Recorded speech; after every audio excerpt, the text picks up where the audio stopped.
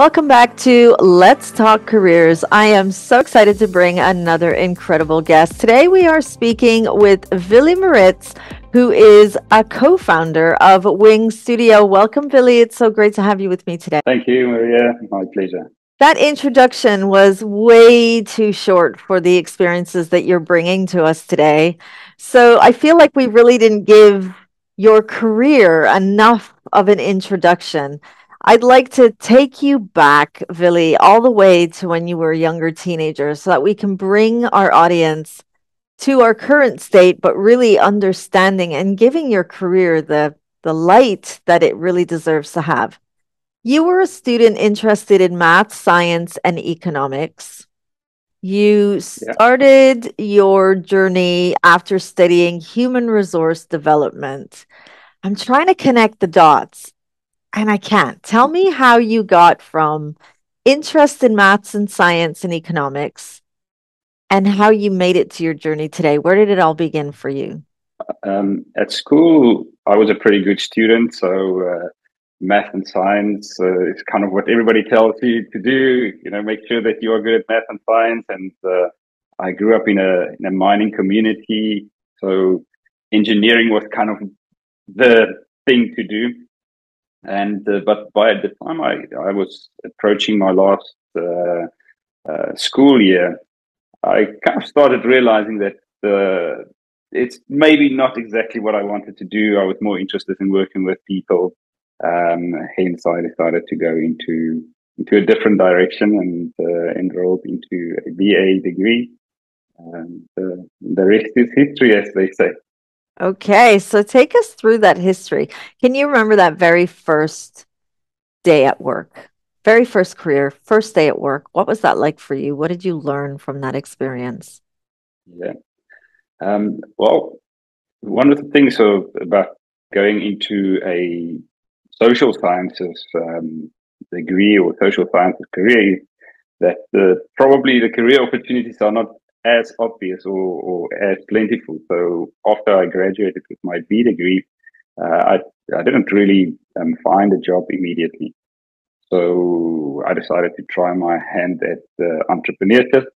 I started a small company doing leadership development for school children.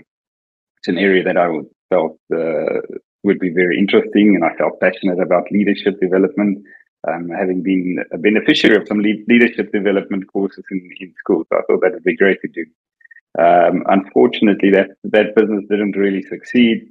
Yeah, I think I was still very naive about what it would take to build a business like this. And that business didn't succeed. Then I started another business in the automotive industry.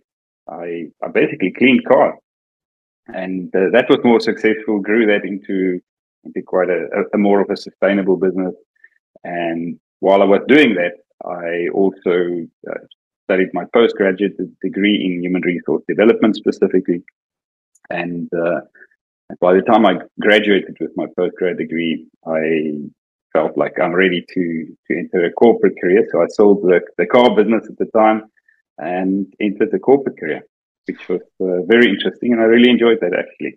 I love how you did your post-grad certificate after having experienced 2 chapters of entrepreneurship. Why did you choose human resources after you were already an entrepreneur? What made you go onto that journey?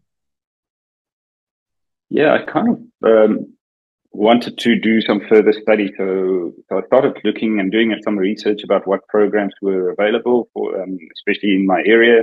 I was based in Johannesburg, South Africa at the time.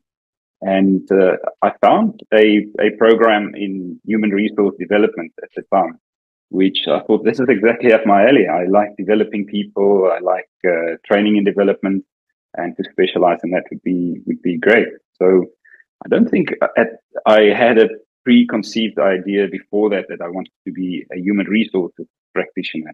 I just saw a program that looked really interesting and thought that that's something that I would enjoy doing, and I did. Brilliant. Now, here you are, you're joining us again as an entrepreneur. with an incredible platform, Wing Studio. I spoke with one of your co-founders, and I'm going to be speaking to your other co-founder.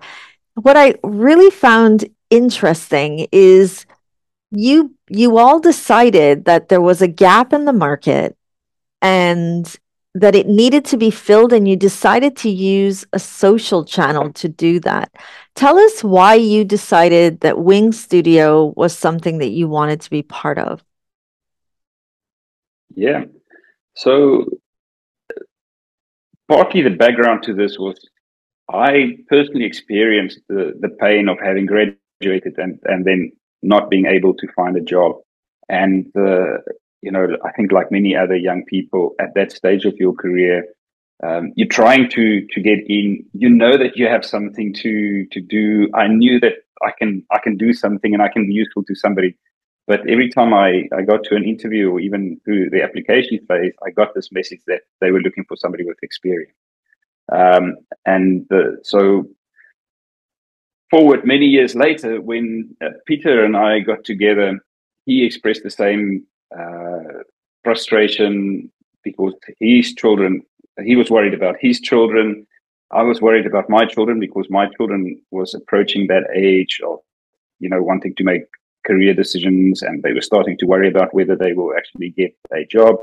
And I think the combination of our own experiences and almost worrying for our children, and in the broader community, coming from South Africa, youth unemployment is really a big problem that we felt needed solving.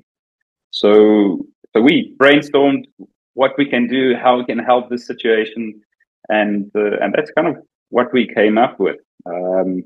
We started actually with a kind of a very broad idea of doing something like a LinkedIn but for juniors, that where junior young people can go in and find courses and connect with each other and so on. So that we then started refining that broad idea into trying to solve a very specific problem. And that problem was really about credibility. We went and we asked employers, why is it that you are asking young people to bring experience if you know that they don't have experience yet? And what the answer that we got was actually quite surprising. Employers were on the one hand saying, like, what are you talking about? We're not asking for experience. And we're saying, well, that's the message that young people are constantly getting.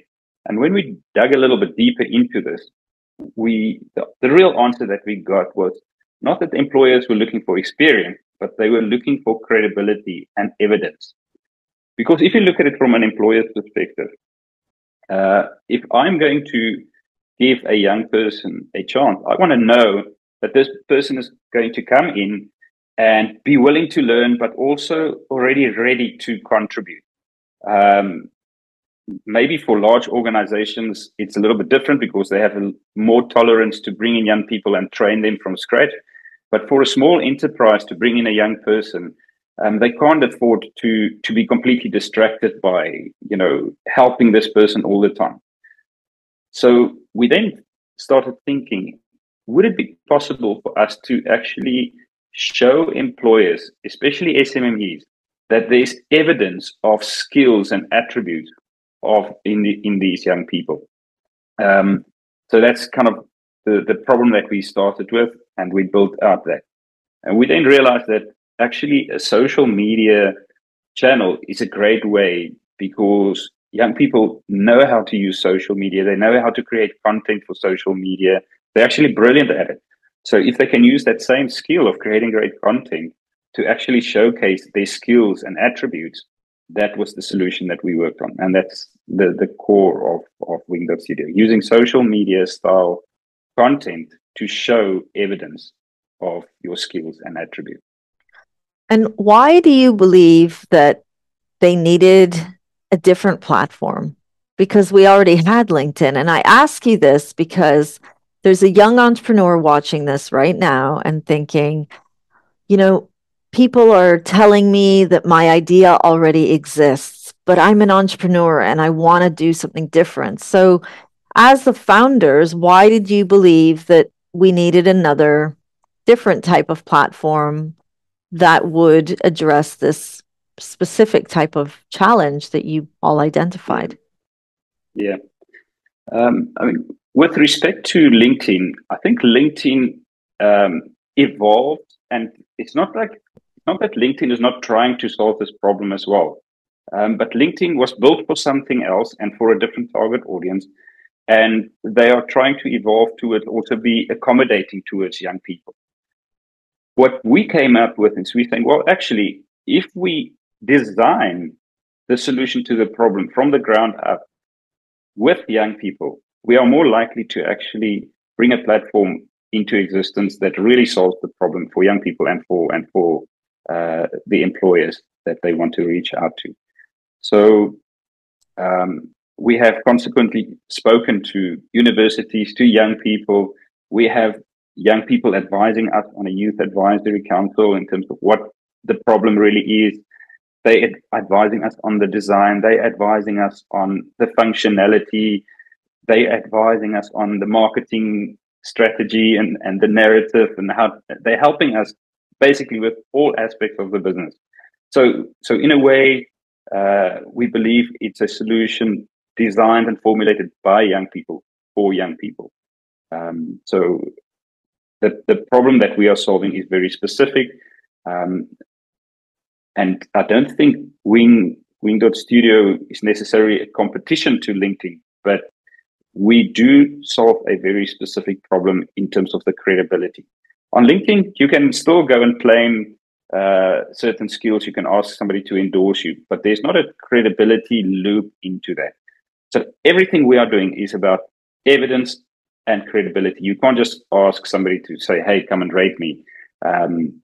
We have a back-end algorithm that tracks the credibility of what you do, who you are to rate and verify you. Your credibility score increases with the number of posts that you make, the quality of evidence that you bring to the fore. So when you claim on a CV or on LinkedIn that you are a good team player, there's not really much depth to that claim. On Wing.studio, we're saying we prompt you to actually build depth to that claim. So by the time an employer clicks on leadership skill in your profile, it brings up all of these pieces of data and posts that make up the body of evidence that you are good at leadership. And it could be anything. It could be that you organized a beach cleanup volunteer day. It could be that you were captain of your sports team. It could be a variety of activities that show that you take initiative in leading people towards a common goal. And that's the evidence of leadership that we are looking for and that employers are looking for. I think it's amazing. I really do. I think it gives a young person an opportunity also to understand transferable skills, in that this specific task that I've done, whether it be a volunteer service project or not, has a transferable skill that an employer will find competitive and attractive for that future opportunity. So I love it. I love the idea, the concept. Let's focus now further in, kind of like, let's zoom into your current role. You describe yourself as looking after business strategy, funding, and commercial aspects.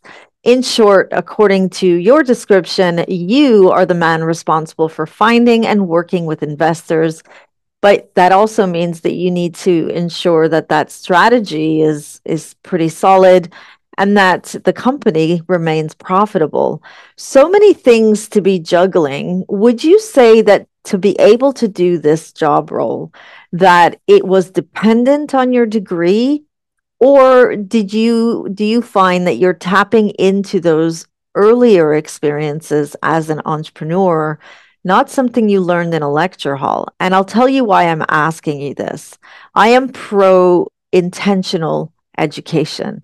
I am an absolute avid lover of learning. I probably have never left a university lecture hall since I started, or I've not left education since I started at the age of 5. However, what I've learned on my journey, and something that when I work with young people, I find that they're struggling with, is understanding the intention behind why we learn what we learn. So, as you reflect on your job role, would you say that what you're doing today, what you learned in the lecture hall, prepared you for today? Or would you say that it was really tapping back into that entrepreneurship, but it could also tap into some of the things that you learned? Yeah, it's definitely a combination of both. I studied for an MBA as well at some point, almost 20 years ago now. And when I was busy with my MBA, I was actually still employed in a corporate capacity. And looking back today, there's definitely a lot that I learned in formal education that helped me to be a businessman, especially more on the formal side of doing business, or the side of finances, for example, the formulating strategy, looking at marketing, and looking at business more as a science as opposed to just a gut feel. I'm going to do this and that. So formal education has definitely helped a lot. Then after that, I think would be more informal education, but still courses. I've also taken a variety of courses, and I still take courses all the time. But then I think the biggest thing is to really be curious and learn what you need to learn when you need it. This for me is probably the biggest skill that we all need in the modern economy. And you start with curiosity, and curiosity is about having a need to learn. And yes, I've got almost 20 years of experience as an entrepreneur, but I also see around me young people of 15, 16, 17-year-old, 20-year-olds who start and run businesses very successfully, even formally going out to investors and raising money from investors. So you don't need 20 years experience. What you do need is the willingness to learn, the curiosity, and that skill of figuring things out. And yes, sometimes we figure things out by just trying and making mistakes.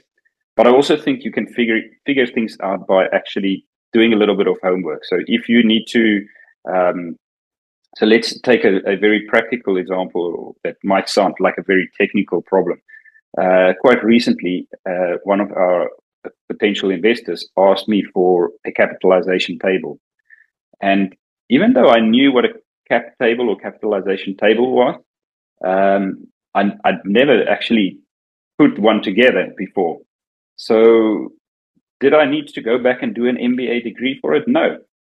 I went to YouTube, I read some articles, and probably within an hour, I felt quite confident that I knew exactly how to put together a capitalization table, how to find the data and the information, and even how to do the calculations to show dilution of shares if we bring in a new investor and all of those things. It took me an hour. So the ability and the willingness to learn what you need to know when you need to know is a real skill. But I want to add this thing. A big part of this skill to learn is about first admitting that you don't know, or first understanding that you need to learn something. If I pretended to know about a cap table and I just, built this on assumptions, I think it's easy. Let me just make a spreadsheet and list the current investors with each their investment shareholding.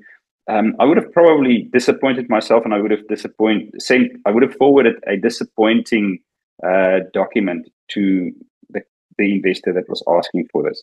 So always double check your own level of competence and skill, and make sure that you learn and that you grow and you bring the best forward that you can possibly do in each context. Incredible. Very intentional. I think it also makes you more motivated, or makes a young person more motivated to want to continue understanding that they're evolving. Let's go into your top 3 career tips. You believe that a young person shouldn't stay in one career for their whole life. They won't. They don't have to. Number two is that they should be combining skills to give themselves that competitive edge and also to be more innovative. Very entrepreneurial phrase, I have to say. And then finally, to make excellence a habit. And I'm narrowing in on this number three because I think that young people in education, that's what they do every day. They're constantly striving for excellence, this competitive spirit of trying to get into the best university or, get the best certificate. There's excellence in everything that they attain.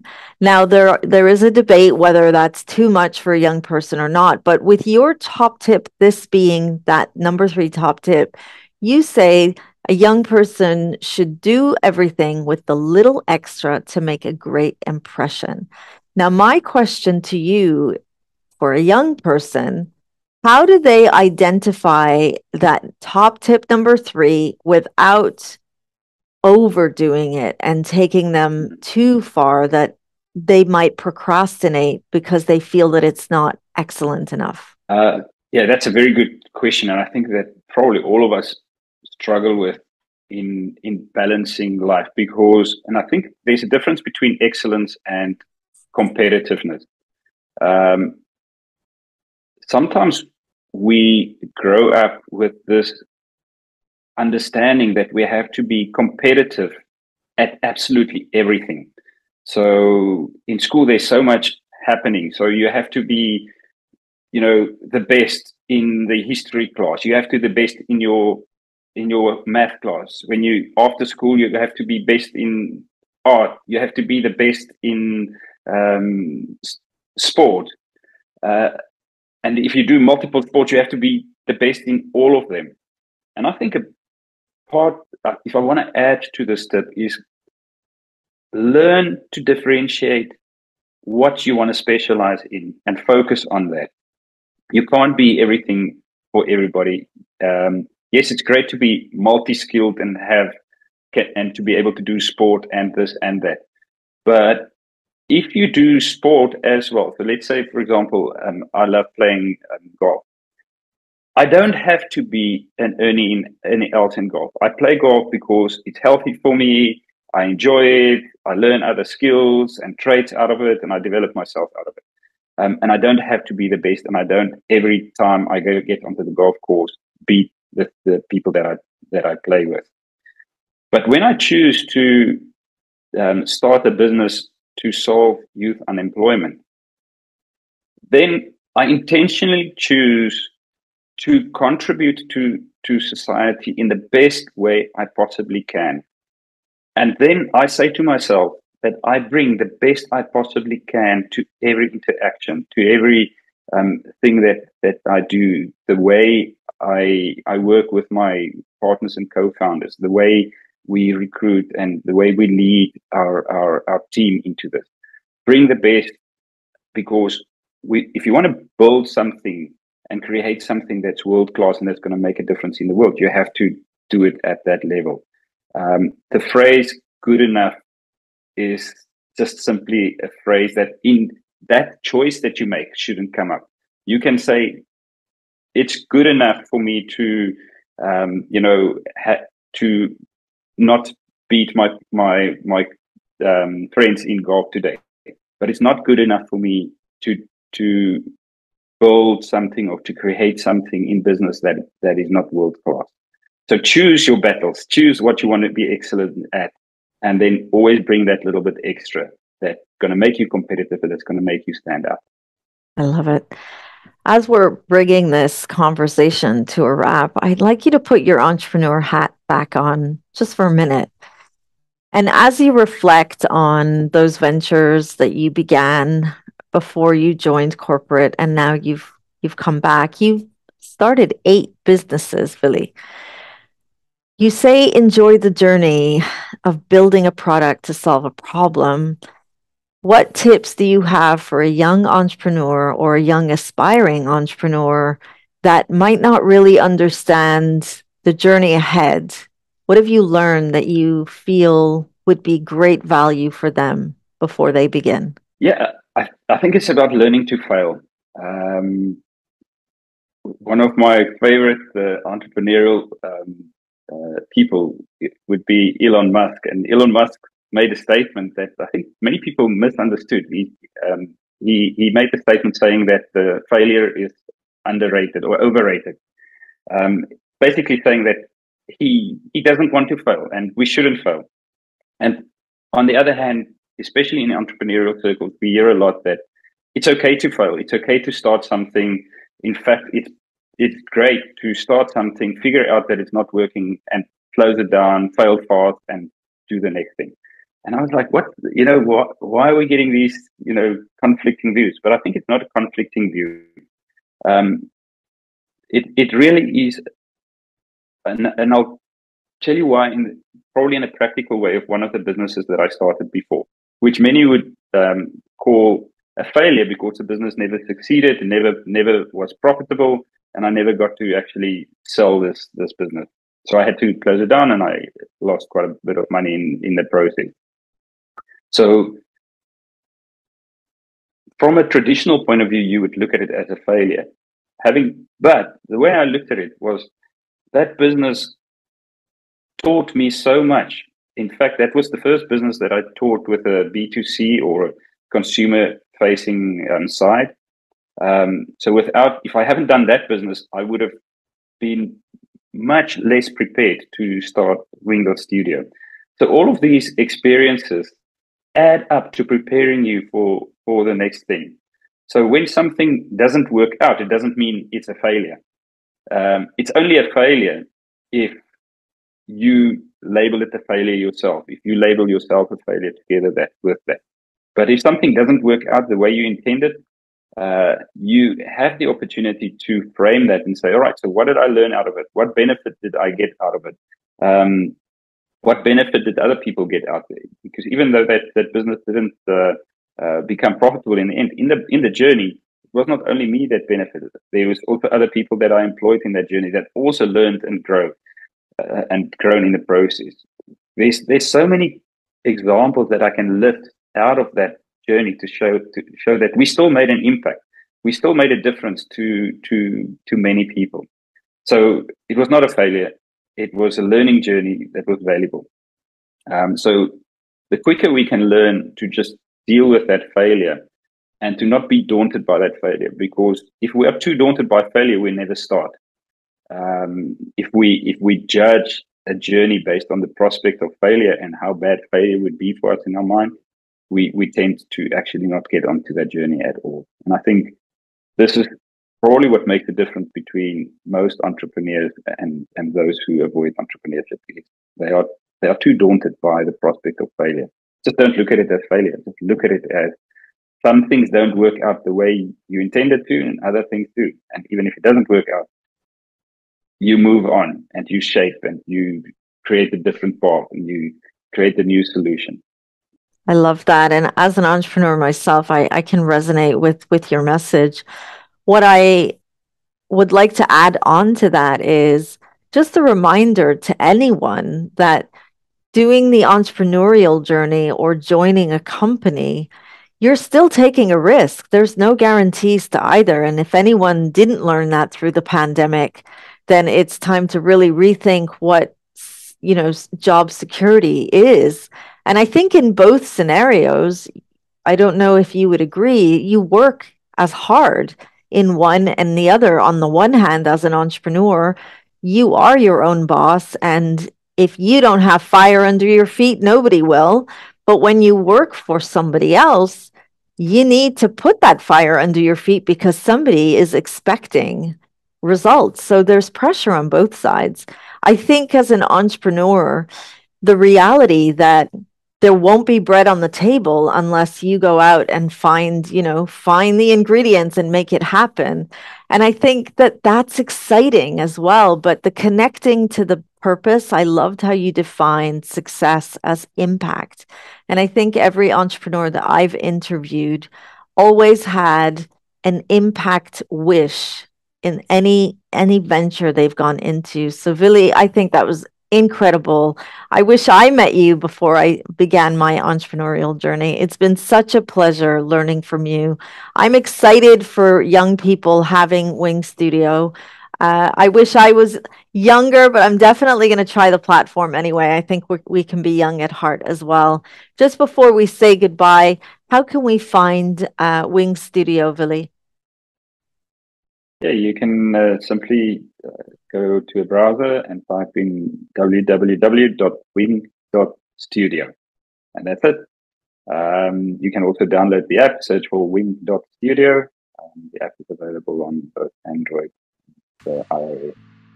Thank you so much. And that brings us right to the end of another incredible conversation. Today, we were speaking with Willie Maritz, who is the founder of Wing Studio, but also he spoke to us about his journey through entrepreneurship, working in corporate, and of course, all of the learnings that he gained in between. Thank you for watching, and I will see you at our next Let's Talk Careers with Miss V.